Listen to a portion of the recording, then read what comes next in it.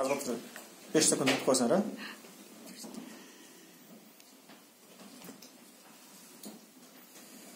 Ассаламу алейкум, урматтуу мекендештерим, замандаштарым, сапарлаштарым. Бүгүн тарихи күн болду. Биздин Ыйман Нуру Адилеттүүлүк жана өнүгүү партиясы тарыхта биринчи жолу шайлоого катыштык. Жыйынтык аябай жакшы. Рахмат сиздерге. Ким адамга рахмат айтпаса, жаратканга рахмат айтпайт дейт. Аталар, апалар, эжелер, карындаштар, бир туугандар, агалар, инелер, достор. Бардыгыңыздар өтө жакшы колдоп бердиңиздер. Эмне үчүн өтө жакшы деп атам? Анткени бул жакшылыктын уюткусу. Билесиздер го, айран, каймак уюткусу ошонун негизинде көбөйөт. Ошол сыяктуу таза ыйманы менен, акылы менен, жоопкерчилик менен добуш бергендердин бир 65 миңден ашык добушун алдык. Бул өтө жакшы көрсөткүч. Биз болгону бир айга чукулдаган аралыкта баштадык ушул кампанияны. Кыска аралыкта ушунча жыйынтыкка жетишпеш үчүн чоң сыймык. Ал үчүн биринчи кезекте мекендештеримизге чоң рахмат. Кудай буйруса, келечекти ойлогон, абийирин, намысын сактаган, добушун сатпаган мекендештерибиз бар, келечегибиз жаш. Бизде өзгөчө аксакалдар дагы, жаштар дагы барды болушту. Илимдүүлөр, билимдүүлөр, ыймандуулар. Кудай буйруса, келечегибиз жаш. Бирок биз бир эсек абдан өкүндүк. Ушул шайлоону таза өткөрсөк болмок. Анткени мен дайыма айтып келатам, бийлик бул көл сыяктуу. Качан таза болот, качан куйган суулар таза болгон. Добуш берүү бул булак, башат чалчык болсо, дайра чалчык болсо, көл чалчык. Өтө өкүнүчтүү добуш сатып алуу фактылары аябай көп болду. Айтат го, бир жамандыкты көрүп туруп айтпасаң болбойт, адилетсиздикти көрүп туруп айтпасаң болбойт. Колу менен токтот дейт, болсо тили менен токтот дейт, болсо жүрөгүң менен жаман көр дейт. Өзүңүздөр көрүп турдуңуздар, билип турдуңуздар, ушуларга өтө катуу чараны көрүш керек болчу. Өтө катуу чараны көрүш керек болчу. Анткени бул эрозия сыяктуу. Эми ушуну биздин балдарыбыз көрдү. Ушуну жаштарыбыз көрдү. Ошол сатып аткан, мыйзам бузган партияларга да канча жаштар иштеди. Биз аларга эң өкүнүчтүүсү ушул нерсени үйрөтүп койдук. Айтат го, сөз чакырат деп үлгөрүштүк дейт. Ошон үчүн Кыргызстандын келечеги биздин гана колубузда. Ошого биз жоопкерчиликти алалы. Эгер ушинте берсек, мамлекетибиздин түбүнө жетип албайлы, өзүбүз бараткан кеменин түбүнө өзүбүз жетип албайлы. Ошон үчүн мекендештерим, бизди кубандырганы көрдүңүздөр, биз акча тараткан жокпуз. Барган жерлерди көрдүк, көрүнөк жарнактарыбыз да жок болчу. Каражаттарыбыз жок эле. Биздин таянганыбыз бир гана жараткан болду. Бирөөлөр бийликке таянды, бирөөлөр байлыкка таянды. Бирок өтө өкүнүчтүү, дагы деле болсо акчага алдангандар толтур экен. Акчага алдангандар толтур экен, мындан аяк жакшы калып келбейт. Анткени ким арзан сатып алса, кымбатыраакка сатып ийет деген бир түшүнүк бар. Ошон үчүн мекендештерим, силерге чоң рахмат. Жүрөгүңүздө иман болсун. Биз Кудай кааласа дагы эл менен көбүрөөк иштешебиз.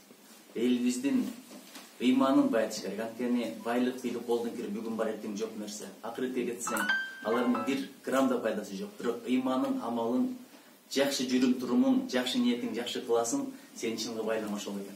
Ошон үчүн Кудай буйруса уютку бар экен, таза добуш бергендер Кудай буйруса бар экен. Эми биз дагы да иштейли. Анткени жакшылык бул менети менен таркайт.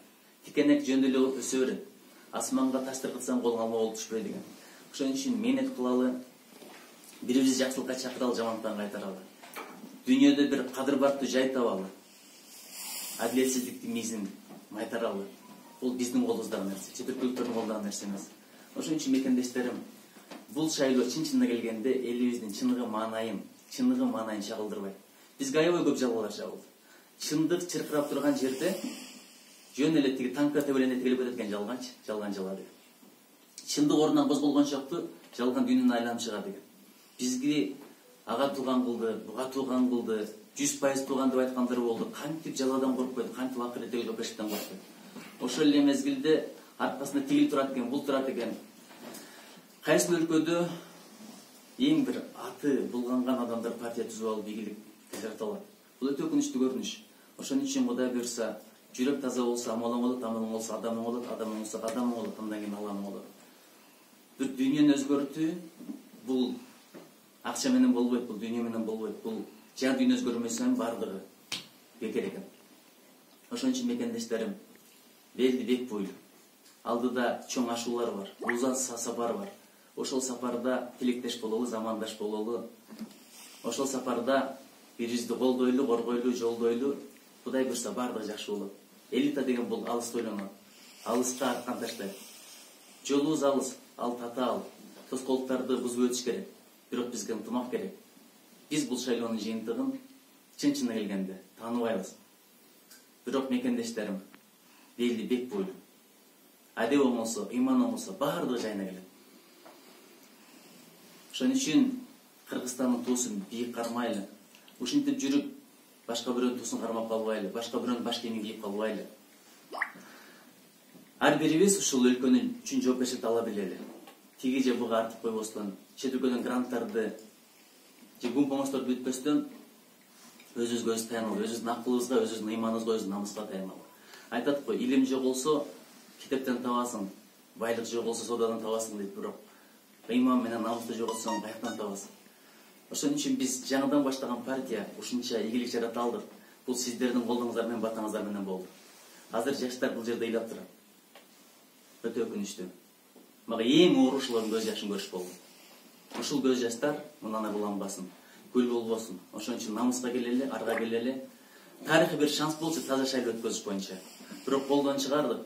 Ошо каталыктарды оңдогонго Кудай бизге акыл берсин, намыс берсин, ынтымак берсин. Келечегибиз кең болсун, ыкпалыбыз Алла Таала тең болсун. Чоң рахмат мекелер. Биздин партия, мен Ыйман Нуру партиясы бул шайлоону кабыл албайт. Анткени шайлоо таза өткөн жок. Ушунча кишинин добушун сатып алып, кантип бийликке келет? Мен сурап атам. Кыргызстанда келечегибиз барбы?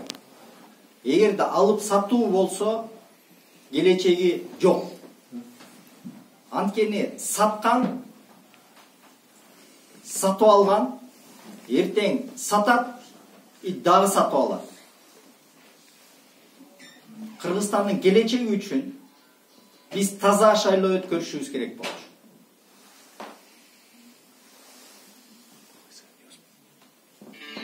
Кыргызстанды оңой турган адамдар келген жок бул шайлоонун жыйынтыгы боюнча. Анткени баарыбыз пандемияны унутуп калдыкпы?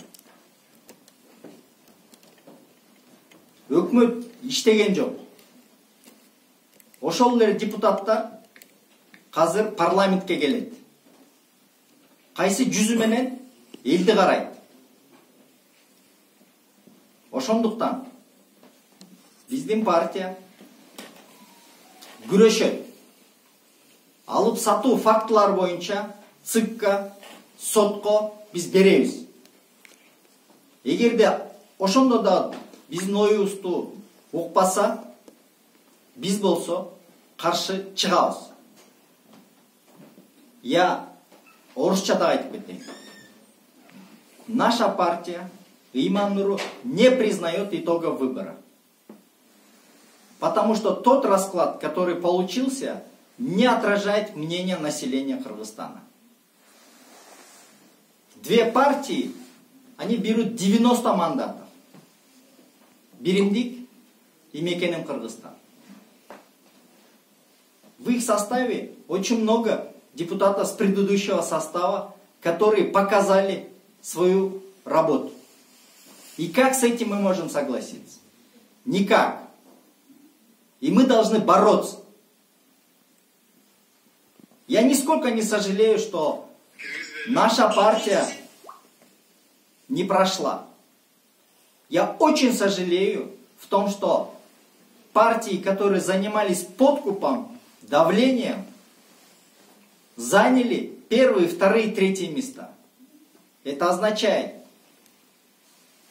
что то, что происходит в Кыргызстане, и дальше будет продолжаться.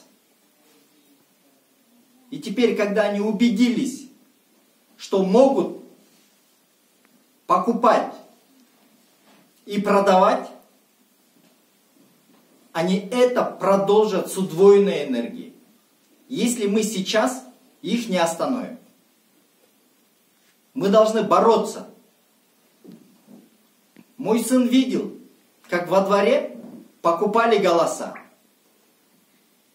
Во многих партиях молодые ребята участвовали в выборах. И мои дети, и наши молодежь будет видеть и учиться. Я очень сожалею, что в Кыргызстане не прошли честные выборы и прозрачные выборы. И по всем фактам мы будем бороться, чтобы отменили итоги выборов и были новые выборы. Кыргызча айтылап коеюн. Биз ошол фактылар боюнча шайлоонун жыйынтыгын жокко чыгарганга күрөшөбүз. Фактылар көп. Интернет толгон токой. Facebook, Instagram, WhatsApp'tan келип атат. Ошонун баарын карап туруп майрамдап атышат. Мындай болбойт. Кыргызстандын келечеги үчүн таза шайлоо өткөрүш керек. Анткени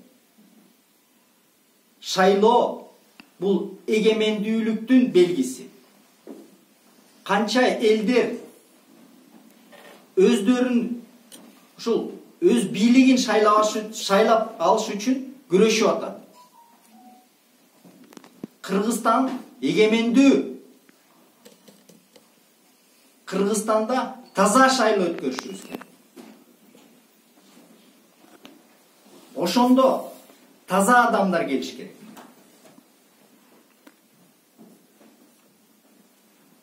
Казыркы шайлоонун жыйынтыгы боюнча 3 алдыңкы партия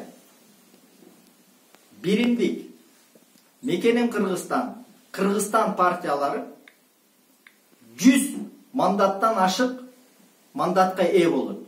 Каалагандай ишин кылат.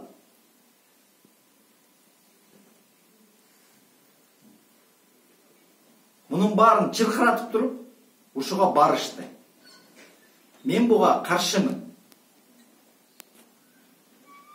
Анткени мындай кара, ыплас шайлоо Кыргызстанды туңгуяк алып келет. Мен буга каршымын. Бизге кошулгула. Күрөшөбүз. Жеңебиз. И биз Кыргызстанды алдыга жылдырабыз. 5 жылдан кийин эмес. 10 жылдан кийин эмес. 2 жылдан кийин эмес. Эртең. Бүгүн, казыр. Мына биз казыр чогулуп алып, ЦИКтин алдына барабыз. Ошенде биз оюбузду дагы бир жолу биздин санаалаштарыбыз менен оюбузду айтабыз. Кудай буйрса, жеңиш бизде болот. Кыргызстан өнүксүн. Алга Кыргызстан.